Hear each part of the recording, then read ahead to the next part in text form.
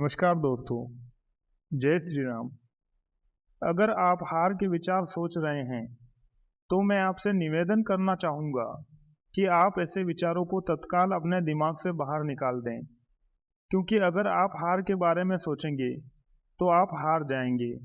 आप यह रवैया अपनाएं, मैं हारने में विश्वास नहीं करता।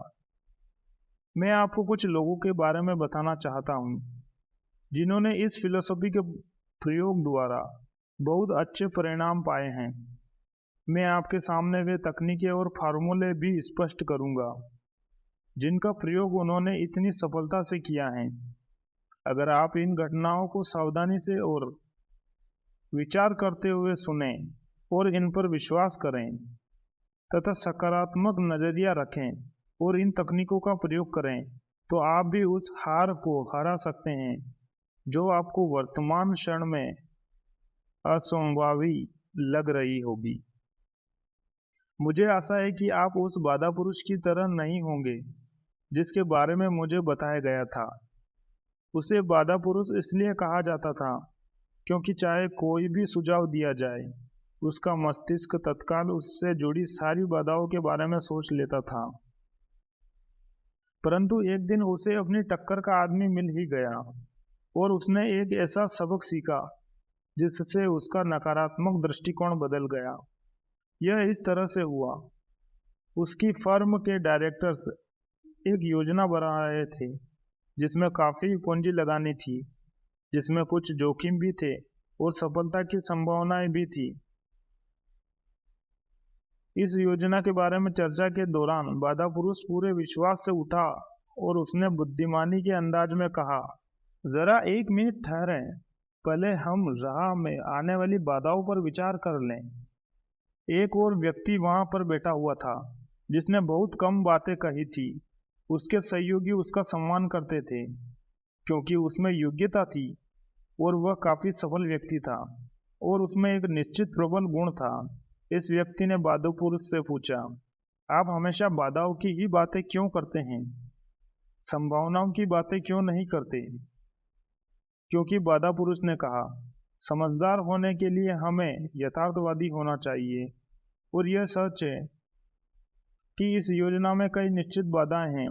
क्या मैं पूछ सकता हूं कि इन बाधाओं के बारे में आपका क्या दृष्टिकोण होगा? दूसरे आदमी ने बिना झिझक के जवाब दिया, मेरा इन बाधाओं के बारे में क्या दृष्टिकोण होगा? यही कि मैं उन्हें हटा दूंगा बस, और फिर मैं उन्हें भूल जाऊंगा।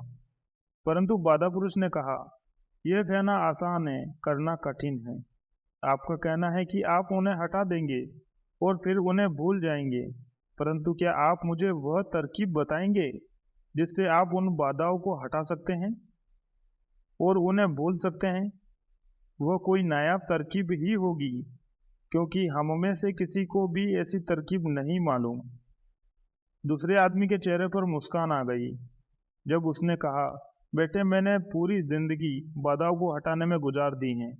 मैंने पाया है कि अगर आप में विश्वास हो, साहस हो और काम करने की इच्छा हो तो ऐसी कोई बाधा नहीं जिसे हटाया न जा सके। क्योंकि तुम जानना चाहते हो कि ऐसा किस तरह किया जाता है, तो लो मैं तुम्हें बता देता हूँ। उसने अपनी जेब में हाथ डालकर अपना पर्स निकाला। पर्स में अंदर की तरफ एक कार्ड रखा था जिस पर कुछ शब्द लिखे हुए थे। उसने टेबल पर अपने पर्स को बाधा पुरुष को देते हुए कहा, लो, इसे पढ़ लो।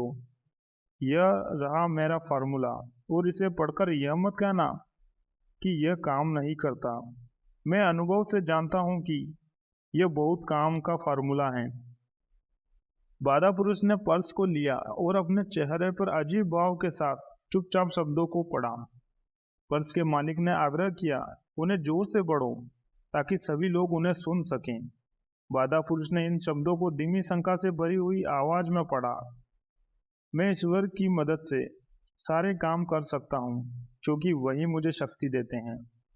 पर्स के मालिक ने पर्स को अपनी जेब में रखते हुए कहा, मुझे बहुत सालों का अनुभव है और मैंने अपने जीवन में बहुत सी कठिनाइयों का सामना किया है, परंतु इन शब्दों में शक्ति है, सच्ची शक्ति है, और इनके सहारे आप किसी भी बाधा को हटा सकते हैं। उसने यह बात इतने विश्वास से कही कि सबको इस बात का यकीन हो गया। सभी उसके अनुभव के बारे में जानते थे। सभी को मालूम था कि वह एक सफल आदमी है जिसने कई बाधाओं को पार किया है। सभी जानते थे कि वह किसी प्रकार से मैं आपसे बेहतर हूँ वाला रवैया नहीं रखता। इन सब के अलावा उसके सकारात्मक नजरिए के कारण टेबल पर बैठे लोगों को उसकी बात पर विश्वास हो गया। चाहे जो भी हो, इसके बाद उनकी चर्चा में नकारात्मक विचार नहीं आए। प्रोजेक्ट को कार्य रूप में परिवर्तित कर दिया गया और कठिनाई और जोखिमों के बावजूद वह सफल साबित हुआ। इस आदमी ने जिस तकनीक का प्रयोग किया वह बाधा के बारे में इस मूलभूत तथ्य पर आधारित थी। बाधा से डरो मत, यह विश्वास करने का अभ्यास करें कि ईश्वर आपके साथ हैं और उसकी मदद से आप में इसका सामना करने की शक्ति आ जाएगी। तो बाधा का सामना करने के लिए सबसे पहले तो आपको सीधे तनकर खड़े रहना चाहिए। इसके बारे में चीखने चिल्लाने या शिकायत करने से कोई फायदा नहीं होगा। इस पर सीधे हमला बोल दो। घुटनों के बल चलकर आधी हार वाली आधी अधूरी जिंदगी मत जियो। अपने मुश्किलों का सामना करो और उन्हें दूर करने के लिए कुछ करो। आप पाएंगे कि उन मुश्किलों में आपकी कल्पना से आधी शक्ति भी नहीं है। जय हिंद दोस्तों।